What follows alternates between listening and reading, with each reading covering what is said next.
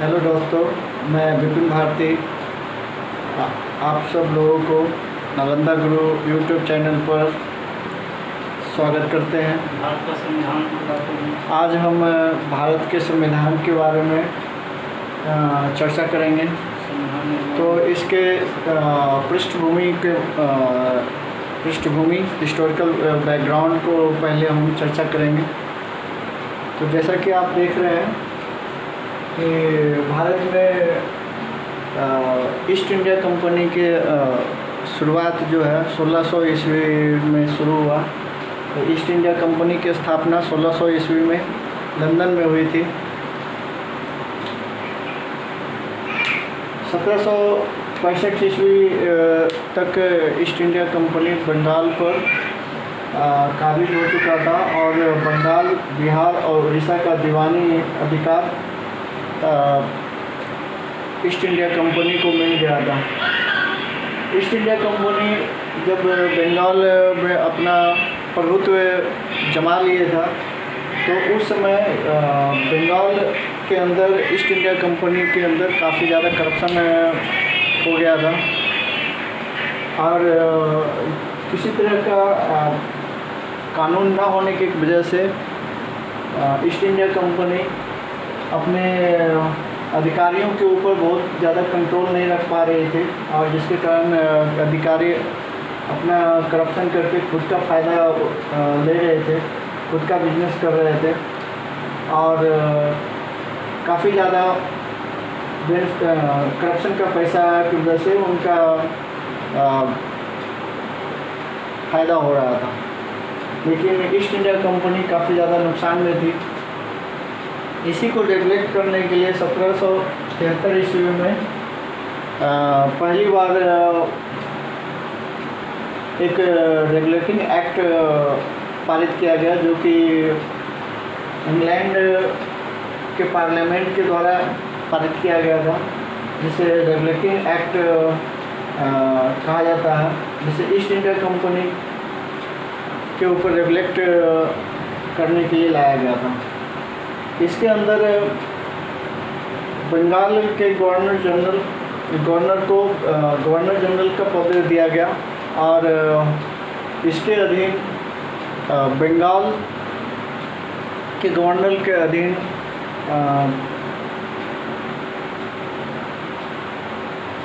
बॉम्बे तथा मद्रास के governor general को अधीन कर दिया गया। बंगाल के गवर्नर को बंगाल का गवर्नर जनरल कहा जाने लगा और तथा पहला बंगाल का गवर्नर जनरल वारन हेस्टिंग को बनाया गया। कलकत्ता में उच्चतम न्यायालय की स्थापना की गई, जिसमें कि एक मुख्य न्यायाधीश तथा 3 अन्य न्यायाधीश थे। कंपनी के अधिकारियों के ऊपर अंकुश लगाया गया तथा वे निजी व्यापार नहीं कर सकते थे तथा करप्शन पर निषेध किया गया, जिससे कि कंपनी को मुनाफा होने लगा और बंगाल के गवर्नर जनरल के अंदर बोर्ड ऑफ डायरेक्टर की स्थापना किया गया, जिसके तहत बोर्ड ऑफ डायरेक्टर के सदस्य मिलकर उन्हें परामर्श देते थे और शासन चलाने में उनकी सहयोग करते थे। 1773 के बाद अगला जो कानून आया, जो 1784 ईस्वी में आया, ये पिट्स इंडिया एक्ट था। पिट्स इंडिया एक्ट के नाम से जाना जाता है। इसके अंदर कंपनी का राजनीतिक एवं वाणिज्यिक क्षेत्र को दोनों को अलग कर दिया गया। तो जो कंपनी का जो पर्सन राजनीतिक एरिया को देख रहे थे, वो वाणिज्यिक कार्यों को नहीं देख सकते थे और जो वाणिज्यिक कार्यों को देखते थे वो राजनीतिक कार्यों को नहीं देख सकते थे। इस तरह से दोनों को एक दूसरे से पृथक कर दिया गया। सन 1833 ईस्वी में चार्टर एक्ट अधिनियम आया, जिसके अंदर केंद्रीकरण की क्रिया को और ज़्यादा तीव्र किया गया, जिसके अंदर भारत का गवर्नर जनरल बंगाल के गवर्नर जनरल को नाम बदलकर भारत का गवर्नर जनरल कर दिया गया, और विधायी शक्तियाँ जो थी मद्रास तथा बॉम्बे के गवर्नर जनरल का छीन लिया गया और वो सभी भारत के गवर्नर जनरल को दे दिया गया। भारत के गवर्नर जनरल जो पहला गवर्नर जनरल थे वो लॉर्ड विलियम बेटिक थे।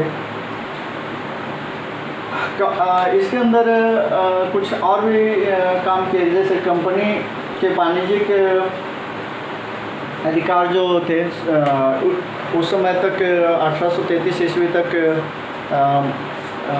जो ईस्ट इंडिया कंपनी थी वो लगभग एकाधिकार जमाए हुए थे भारत में वाणिज्यिक व्यापार के ऊपर। उसका एकाधिकार को ख़त्म कर दिया गया तथा सिविल सेवा के लिए प्रतियोगिता परीक्षा की शुरुआत करने की घोषणा किया गया, लेकिन इसे बोर्ड ऑफ डायरेक्टर के द्वारा विरोध करने की वजह से इसे अगले आदेश तक मुलतवी कर दिया गया, जिसे लागू नहीं किया गया। अगला जो चार्टर अधिनियम था 1853 ईस्वी। 1853 ईस्वी का अधिनियम, जिसके अंदर विधायी और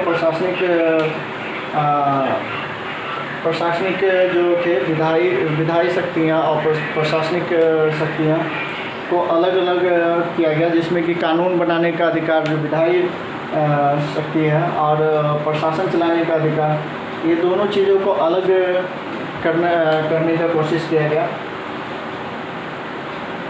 1858 ईस्वी, इसे 1853 ईस्वी के बाद 1857 ईस्वी में जो विद्रोह हुआ, जिसे सैनिक विद्रोह या सैनिक म्यूटिनी बोलते हैं, उसकी वजह से जो शासन व्यवस्था में काफ़ी ज़्यादा चेंजेज आए, और उसके बाद जो अधिनियम आया भारत शासन अधिनियम, उसके अंदर काफ़ी ज़्यादा विस्तृत रूप से चेंज किया गया, जिसके अंदर केंद्रीकरण के जो सिस्टम था जो 1853 ईस्वी में तक काफ़ी ज़्यादा उच्चतम स्तर पर था, उसे अब रिवर्स करने की कोशिश किया गया, जिसमें कि जो शक्तियां हैं उसे निचले स्तर पर ले जाने की कोशिश की गई, उसे केंद्रीकरण से हटा के विकेंद्रीकरण करने की कोशिश की गई। 1857 के विद्रोह की वजह से कंपनी का जो शासन व्यवस्था था उसे ख़त्म कर दिया गया, और शासन व्यवस्था को इंग्लैंड के महारानी विक्टोरिया यानी ताज या क्राउन का शासन कहा जाने लगा। आगे का शासन जो है 1858 के बाद का जो 1858 से 1947 ईस्वी तक का जो शासनकाल है अंग्रेज़ों का, वो क्राउन शासनकाल कहलाएगा, जिसके अंदर ईस्ट इंडिया कंपनी के शासन को ख़त्म कर सीधा क्राउन का शासन आ गया, जिसमें ये ज़्यादातर शक्तियाँ इंग्लैंड के पार्लियामेंट के पास चला गया। अब जो अधिनियम बनाया जो जाएगा वो डायरेक्टली क्राउन के नाम पर अधिनियम रहेगा। तो 1800 इसके बाद 1858 ईस्वी में जो भारत शासन अधिनियम है, उसके अंदर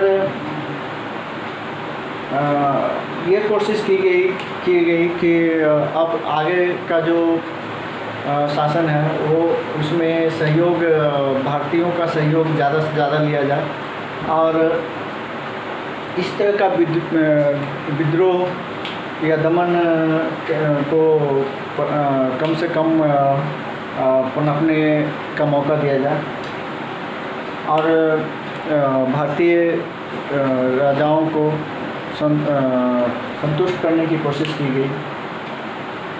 1861 ईस्वी भारत परिषद अधिनियम कहलाता है, इसके अंतर्गत केंद्रीय इसके अंदर कई प्रांतों में विधान परिषद की स्थापना की गई, जैसे कि 1866 ईस्वी में बंगाल में विधान परिषद की स्थापना किया गया। 1862 में बंगाल में स्थापना की गई। 1866 ईस्वी में उत्तर पश्चिमी प्रांत में विधान परिषद की स्थापना की गई और 1897 ईस्वी में पंजाब में विधान परिषद की स्थापना की गई।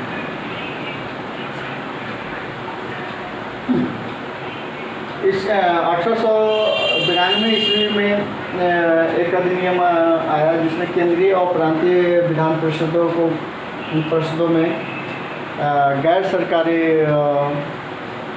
पार्षदों की संख्या बढ़ा दी गई। उसके बाद 1909 ईस्वी का अधिनियम, जिसे मार्लो मिंटो सुधार या मार्लो मिंटो के नाम से जानते हैं, जिसमें कि मार्ले जो थे वो ब्रिटेन के अंदर भारत के सचिव थे, जो ब्रिटेन में रह कर उनके भारत के कार्यों को देखा करते थे, और मिंटो भारत के वायसराय थे। यहाँ पर एक चीज छूट गया कि 1857 के विद्रोह के बाद जो पहला जो शासन अधिनियम 1858 ईस्वी में आया, इसके अंतर्गत एक ये भी घोषणा किया गया था कि भारत के गवर्नर जनरल का पद को हटाकर उसके जगह पर वायसराय की नियुक्ति किया गया। वायसराय का मतलब ये होता है कि भारत में क्राउन का प्रतिनिधि। तो भारत में जो क्राउन का जो प्रतिनिधि होते हैं उसको वायसराय बोलते थे। तो उसके बाद जो भारत का सबसे जो श्रेष्ठ जो पद होता था उसे वायसराय कहा जाता था। तो यहाँ पर 1909 ईस्वी में मार्लो मिंटो जो है वो भारत के वायसराय थे, और 1909 ईस्वी में ही जो शासन अधिनियम है उसके अंतर्गत केंद्रीय परिषद में जो और प्रांतीय परिषद में जो सदस्यों की संख्या है, जो सरकारी सदस्यों की संख्या है, उसके बनस्पत में गैर सरकारी सदस्यों की संख्या बढ़ा दी गई। तथा इसके अंदर 1909 ईस्वी में सांप्रदायिक आधार पर प्रतिनिधित्व देने की घोषणा की गई, जिसके वजह से इसे मार्लो मिंटो को सांप्रदायिक की वजह से सांप्रदायिक अधिनियम घोषित, मतलब संप्रदाय विशेष कहा गया। इसके अंतर्गत मुस्लिमों को अलग निर्वाचन क्षेत्र देने की घोषणा की गई, अलग निर्वाचन पद ये दिया गया, जिसके अंतर्गत मुस्लिम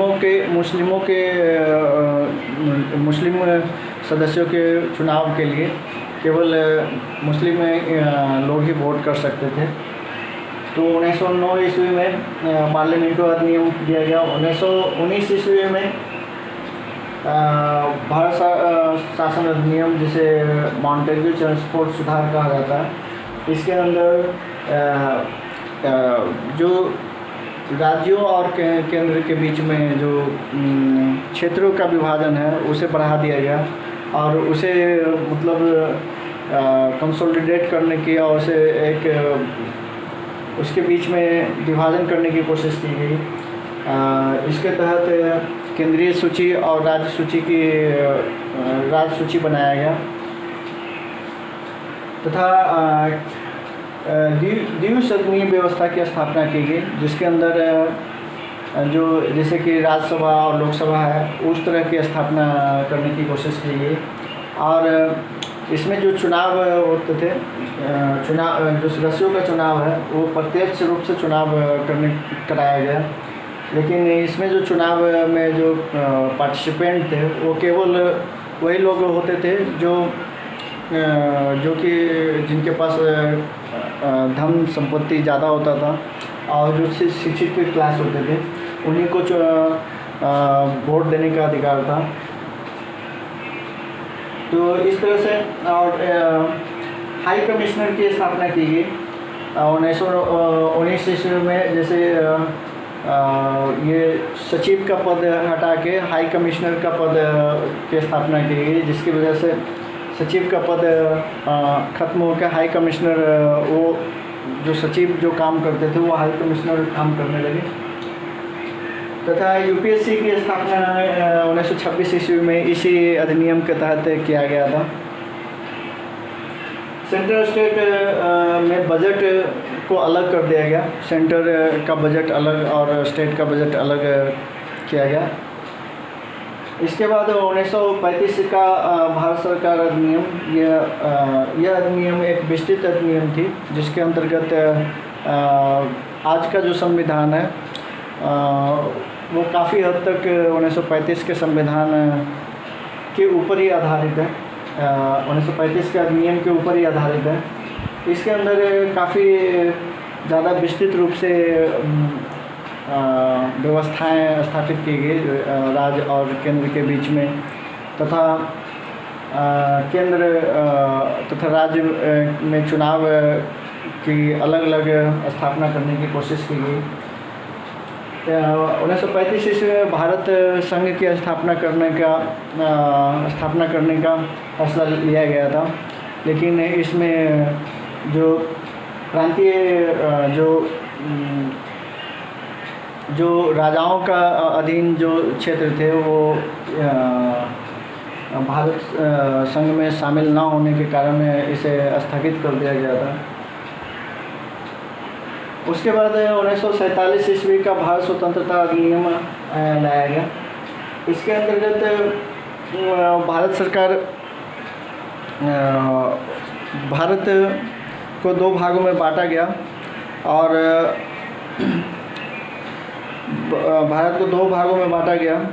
20 फरवरी 1947 ईस्वी को ब्रिटिश प्रधानमंत्री क्लेमेंट एटली जो कि ये घोषणा किया कि 30 जून 1947 तक इंग्लैंड भारत को स्वतंत्र घोषित कर देगा और यहाँ से अपने शासन को ख़त्म कर वैध तथा उत्तरदायी भारतीय नेताओं को सत्ता सौंप करके भारत को स्वतंत्र कर दिया जाएगा। लेकिन इसी बीच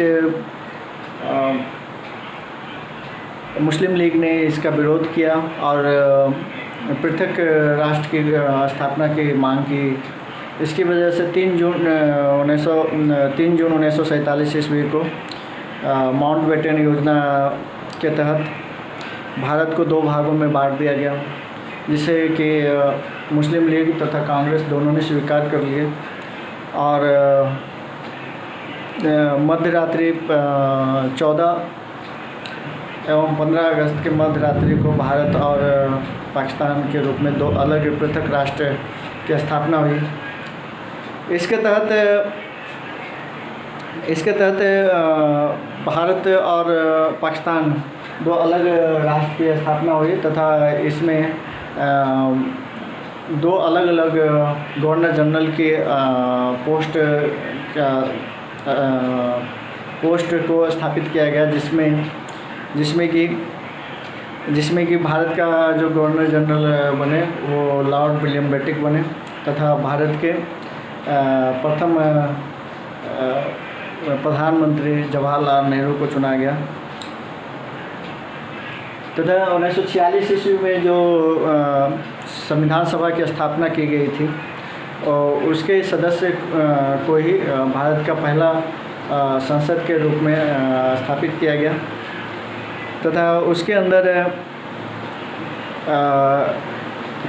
विभिन्न जो पद है अंतरिम सरकार की स्थापना की गई, जिसके अंदर जवाहरलाल नेहरू को भारत का प्रथम प्रधानमंत्री बनाया गया, सरदार वल्लभ भाई पटेल को प्रथम गृह मंत्री बनाया गया, सूचना एवं प्रसारण मंत्री भी उन्हीं को दिया गया था।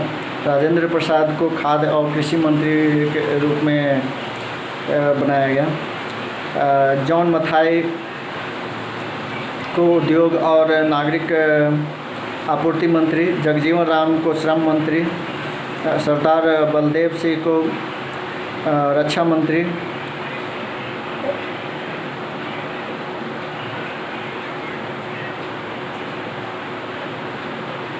श्री राजगोपालचारी को शिक्षा और कला मंत्री, अब्दुल लियाकत अली खान को वित्त मंत्री बनाया गया। ये जो अंतरिम सरकार जो थी वो 1946 की थी। जब स्वतंत्रता मिल गई तो पहला जो मंत्रिमंडल, स्वतंत्र भारत का पहला जो मंत्रिमंडल 1947 में हुआ, उसके अंदर भी चेंजेज आए। जवाहरलाल नेहरू प्रधानमंत्री, राष्ट्रमंडल तथा विदेशी मामले के मंत्री, विदेश मंत्री भी वही थे। सरदार वल्लभ भाई पटेल गृह, सूचना प्रसारण और राज्यों के मंत्री बनाए गए। राजेंद्र प्रसाद को खाद्य एवं कृषि मंत्री बनाया गया। मौलाना अब्दुल कलाम आज़ाद को शिक्षा मंत्री बनाया गया। जॉन मथाई को रेलवे एवं परिवहन मंत्री बनाया गया। आर.के. शनमुगम शेट्टी को वित्त मंत्री बनाया गया। बी.आर. अम्बेडकर को विधि मंत्री बनाया गया। जगजीवन राम को श्रम मंत्री बनाया गया। सरदार बलदेव सिंह को रक्षा मंत्री बनाया गया। कुमारी अमृत कौर को स्वास्थ्य मंत्री बनाया गया और एच. भाभा को वाणिज्यिक मंत्री बनाया गया। अहमद किदवई को संचार मंत्री बनाया गया। श्यामा प्रसाद मुखर्जी को उद्योग और आपूर्ति मंत्री बनाया गया और बी.एन. गाडगिल को कार्य, खान और ऊर्जा मंत्री बनाया गया। इस तरह से भारतीय संविधान की जो रूपरेखा जो है तो इस तरह से क्रियान्वित हुई। लेकिन भारत का संविधान के निर्माण की जो प्रोसेस है वो इस तरह से अंग्रेज़ों के लाए हुए जो अलग अलग समय पर जो कानून बनाए गए, चार्टर एक्ट बनाए गए, उसके तहत डेवलप हुआ।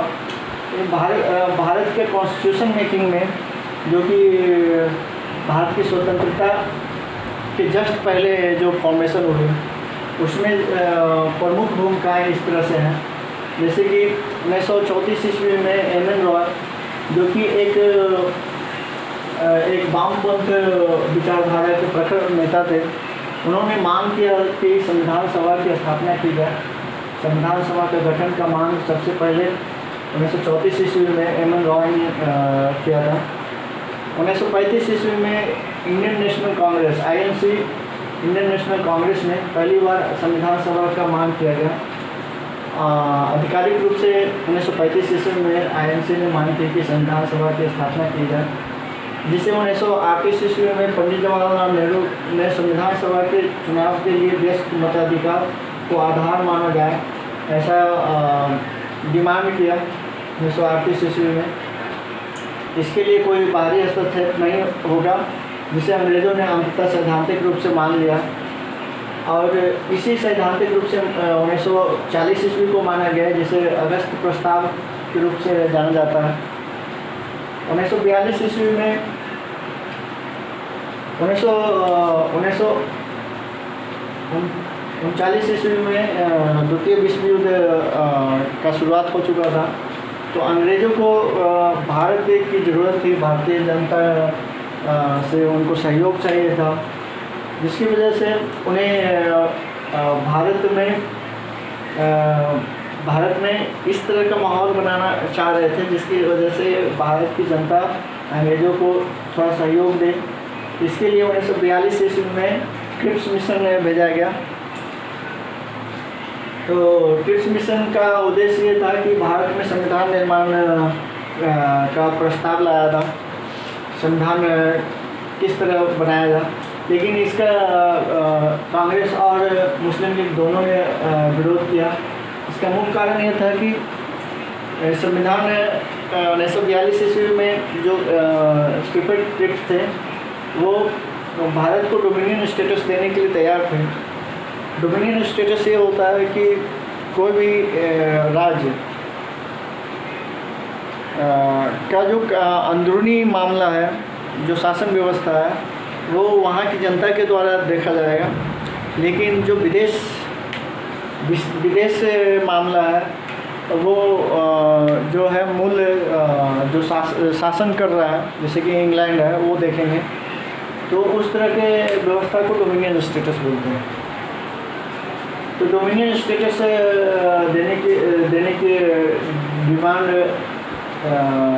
देने का प्रस्ताव रखा गया स्टीफन क्रिप्स के द्वारा, लेकिन वो भी जो देने की व्यवस्था की गई वो युद्ध के बाद, युद्ध खत्म होने के बाद देने के घोषणा ऐसा प्रस्ताव रखा, जिसे कांग्रेस और मुस्लिम लीग दोनों ने अस्वीकार कर दिया।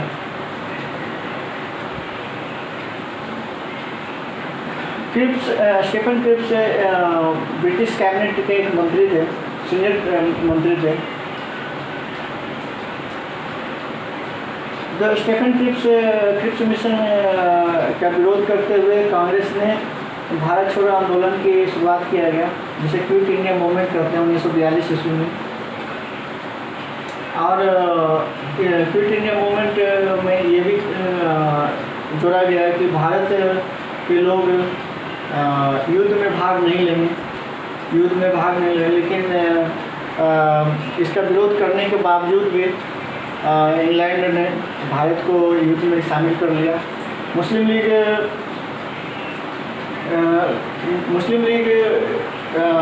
क्रिप्स प्रस्ताव को इसलिए अस्वीकार कर दिया क्योंकि मुस्लिम लीग की मांग थी कि अलग संविधान सभा की स्थापना किया जाए और भारत संघ से अलग देश उनको चाहिए था।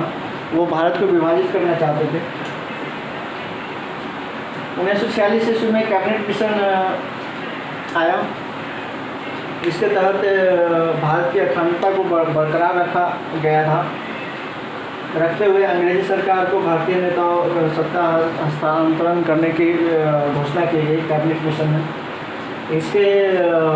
इसमें जो पैट्रिक लॉरेंस थे वो secretary of state of India थे। भारत के सचिव जो सेक्रेटरी ऑफ स्टेट जो इंडिया के मामले को इंग्लैंड में जाके देखते थे, वो इसके अध्यक्ष थे। और स्टीफन क्रिप्स तथा एवी एलेक्जेंडर इसके सदस्य थे। इनके 3 सदस्य थे। इस तरह से कैबिनेट मिशन के तहत भारत को अखंड रख के भारत को स्वतंत्रता देना के प्रस्ताव था, जिसे मुस्लिम लीग ने स्वीकार किया, लेकिन कांग्रेस ने स्वीकार किया इसे। लेकिन बाद में 1947 ईस्वी में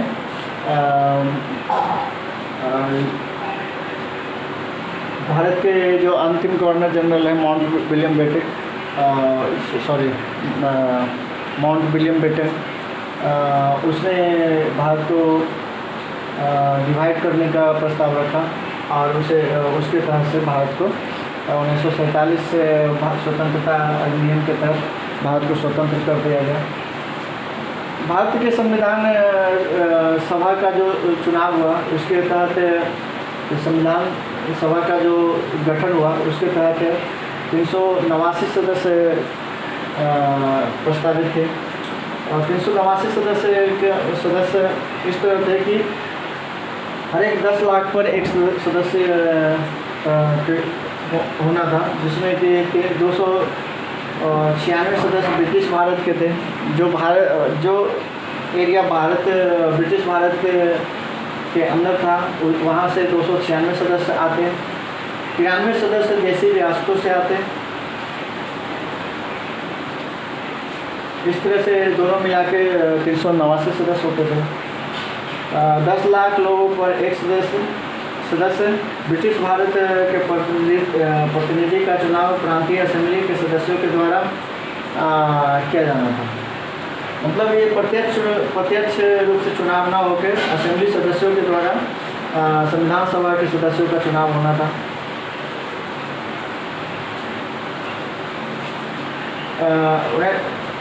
1946 ईस्वी में जुलाई अगस्त में संविधान सभा का चुनाव हुआ, जिसमें से 208 सदस्य जो थे वो इंडियन नेशनल कांग्रेस के थे, 73 सदस्य मुस्लिम लीग के थे और अन्य के 15 सदस्य थे। देशी रियासतों ने अपना सदस्य नहीं चुना था। जो 93 सदस्य जो थे देशी रियासतों के लिए थे, लेकिन देशी रियासतों ने अपना सदस्य नहीं चुना। लेकिन बाद में देशी रियासतों ने भी अपना सदस्य चुन के भेजना चालू कर दिया और इस तरह से संविधान सभा का निर्माण हो गया। बाद में भारत के विभाजन के बाद 299 सदस्य भारत में रह गए और बाकी सदस्य जो थे पाकिस्तान में चले गए। इस तरह से जो 299 सदस्य थे उन्होंने भारत का संविधान का निर्माण कराया। संविधान का निर्माण 299 सदस्यों ने किया, जिसका आगे का जो कार्य प्रणाली है उसे हम आगे की क्लासों में हम डिटेल में करेंगे। आज का क्लास यहीं तक है। यदि कोई डाउट होगा तो आप हमें कमेंट करेंगे। धन्यवाद।